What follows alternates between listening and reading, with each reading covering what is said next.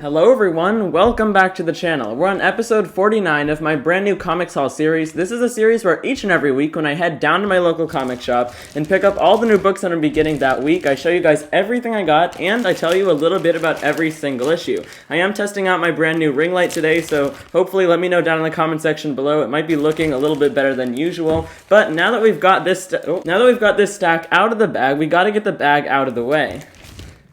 Alright, now that is all over with, let's get right into this brand new haul. So in total, I picked up 3 issues from Marvel, 2 from Image, and 1 from DC. We're going to start off with the most anticipated issue as usual though. This week, the issue that I'm looking forward to reading the most is Thor issue number 20. I do have this in a bag and board, and that's because this is actually a valuable issue already. You gotta put it right in that bag and board when those eBay prices are going up, right? This is already selling for I've seen $20 to $30. We've got the first appearance of this brand new character called the God of Hammers teased for a while now. You can see it on the cover there. Hopefully there's not too much glare. So in this second part of this 5-part story arc, we're probably going to get this brand new villain revealed. We really don't have any details on who that's going to be. We don't have any information from any solicitations coming up, but I'm really excited to find out why this issue is rise in value so much. As for the series as a whole though, it's been pretty decent lately in my opinion, just not as good as it started out. That first 6-issue story arc I believe called The Black Winter was awesome. I think this series could actually do really well if they just focused more on the Black Winter and less on these little side plots that's been going on for a long time. We'll see how it continues to be. That's Thor issue number 20 coming in the most anticipated slot this week. Next up this week from Marvel Comics, I've got Inferno issue number 4. This is also a really big release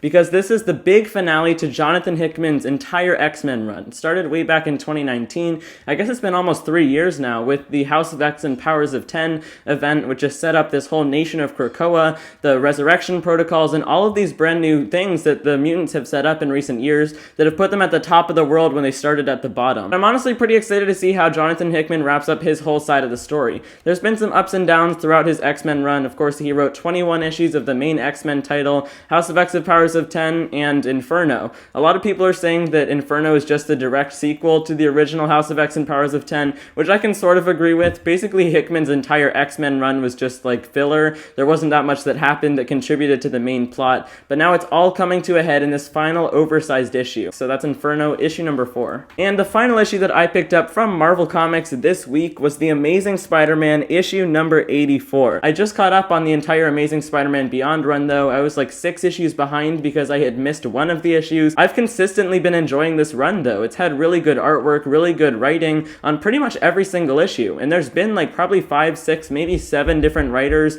on this run so far, but they're keeping up a good sort of lighthearted pace, but also some very serious issues, like the last couple that focused on Peter Parker. This is the first part of a 2-part story arc that's the return of Dr. Octopus, which I'm really excited about. Doc Ock has already been featured in a one-shot, I think it was 80 Point Beyond, but now Otto Octavius has his sights set on the Beyond Corporation. I think they explained it in that Point Beyond issue. It was basically that Doc Ock was the one who founded Parker Industries when he was in Peter Parker's body. That obviously got taken down in recent issues of Amazing Spider-Man a couple years ago, but the Beyond Corporation, who's funding Ben Reilly's whole mission as the new Spider-Man, bought the remains of Parker Industries, so now Doc Ock is of course on his mission to get back what he created. And I almost forgot, I also wanted to give this issue my award for the best cover art of the week. This is a really great cover by Arthur Adams. I don't think he gets enough credit for the work he's been doing for Amazing Spider-Man Beyond. That's The Amazing Spider-Man issue number 84. Can't wait to see what Doc Ock does to Beyond. Let's hop on over to DC Comics. I only picked up 1 issue from them this week, and that was Dark Knights of Steel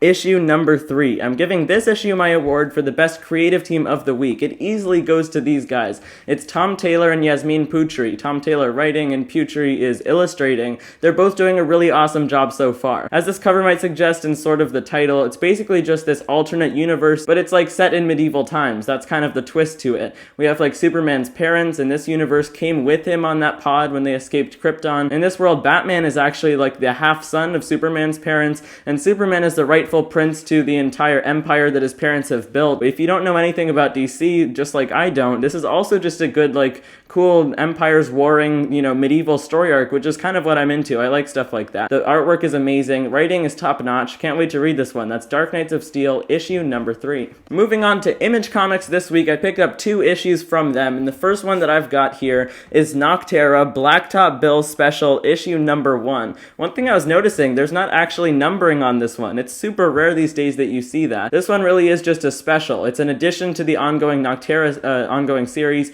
You don't need to read it if you don't want to, but it's going to be an origin story for the Blacktop Bill character who's on the cover here. It is written by Scott Snyder as usual, but the artwork is by a different artist, Dennis Cowan, I think. I might be pronouncing that wrong, but the artwork looks really weird in this issue. I hope that doesn't bring it down too much. It's definitely very far from the original art style by Tony Daniel that we usually see in this series. It's a lot grittier, it's a lot looser, but that could end up being a good thing. I'm actually pretty excited for this one because I have no idea how Blacktop Bill got his powers or how he got blacked out or whatever, but he's a pretty scary villain. It looks like he's going to be sticking around for the long run in Noctera. It's good to see this series back. It's been pretty decent so far in my opinion. That's Noctera, the Blacktop Bill special. We'll see how Blacktop Bill got his origin. And the final issue that I picked up for this week's new comic book day was Spawn issue number 325. That's a super gory cover. Right now the series is being written ongoing by Rory McConville, who I just recently found out about. I've been reading Time Before Time by him, which has been pretty good. So I was kind of glad to see that he was stepping on board for Spawn. But the last issue, which was his first, wasn't that good in my opinion, actually. It kind of followed suit with Todd McFarlane, who's the regular writer on this series. His writing style, we got a little bit more of a focus on Mark, who's like this, I guess, kind of like smart guy who's been working for Al Simmons' Spawn. He's the guy behind the computer that does all the research and everything,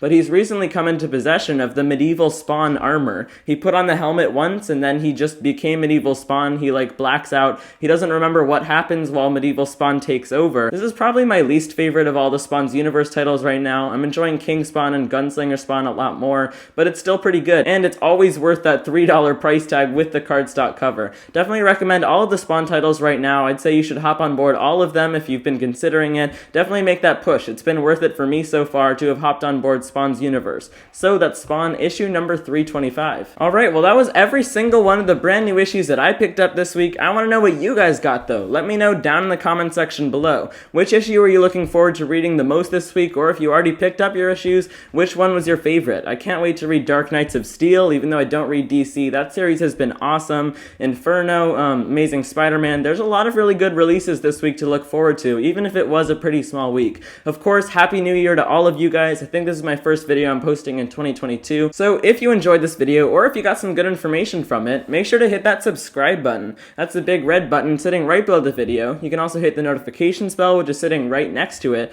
You'll be notified every single time I post a new video if you don't want to miss any. And thank you so much to all of my recent subscribers. I set a goal, I think back in November, for 200 subscribers by the end of the year. Ended up with about 225, which is awesome. So thanks so much to everyone who subscribed over the last couple months. That's everything from me for today. Thank you so much for watching, everyone, and Happy New Year. Bye, guys.